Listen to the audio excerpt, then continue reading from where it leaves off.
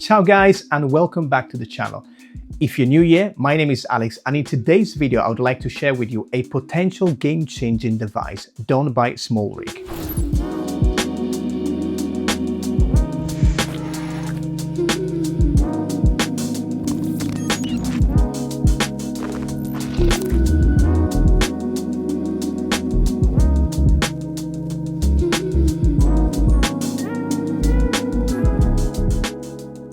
So in this video, we'll be going through a quick unboxing, setting it up, use cases, and what are my considerations, especially for you if you came across, that in your phone and you're thinking, okay, I want to get this one. Hold on your guns before you make the purchase. Watch this video.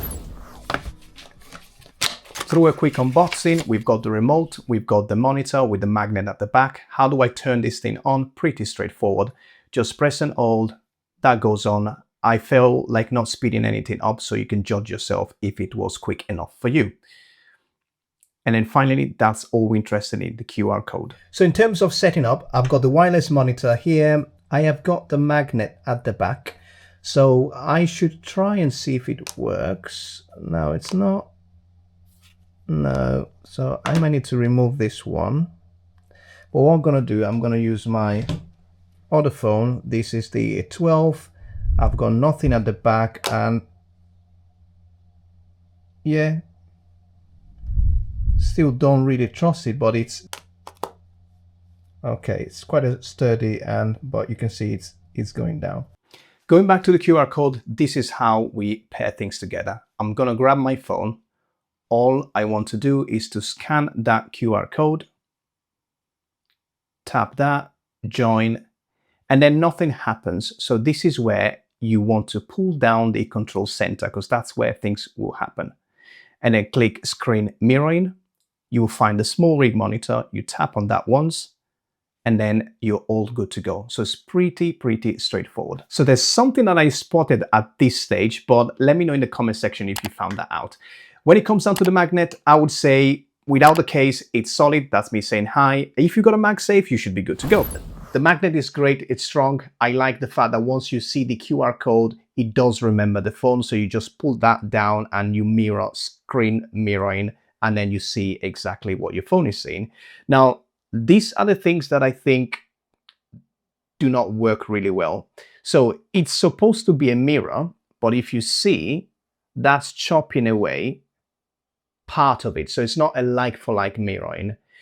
Meaning that if we were to, I'm just going to leave it like that. So straight away you're seeing, I'm not seeing a like for like. But if I go to camera, I think the reason why they've done this is because the camera view itself, it's pretty much the same. The rest of it essentially is not really necessary because you are,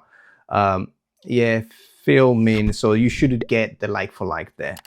So, but from my point of view, I mean, it's borderline annoying. So another thing would be it's not touch. So I cannot start recording from there. One of the reasons why I went for this device is because I would like to use the back camera of my phone, because they're quite good, to be honest, to get some top-down views. And one of the things that used to catch you out is, are you in the right frame? Are you in the right composition? So by using this guy, placing it somewhere like that, I can kind of see if I've got my composition right. So that's the main reason why I got it. So that means that my phone will be there and I can see what I'm filming, but I would like to have that option to just tap and start recording without touching my phone at all. But what they gave us is this tiny remote control that you can pair to your phone. It's a Bluetooth device. So all you need to do is to go to your Bluetooth. Probably not going to be able to see it well. Just enable that A/B shutter and you're good to go. If we try this one out now, bigger one is the iOS and the second one is an Android. So if I was to tap, it's starting to record. So not too bad. Let's just see what I'm looking at.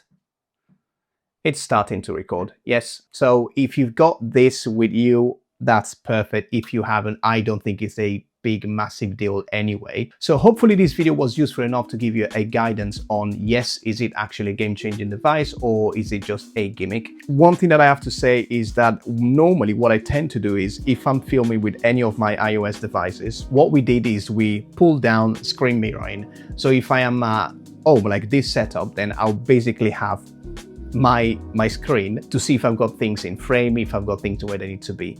But I am not always in this situation. Sometimes I might be in a random hotel and I think about a content to create. So in that case, this can come handy, or it could come handy in other scenarios where I am downstairs and I'm doing that top-down view that I was talking about. And again, I don't want to bring my iPad or anything, 2 items.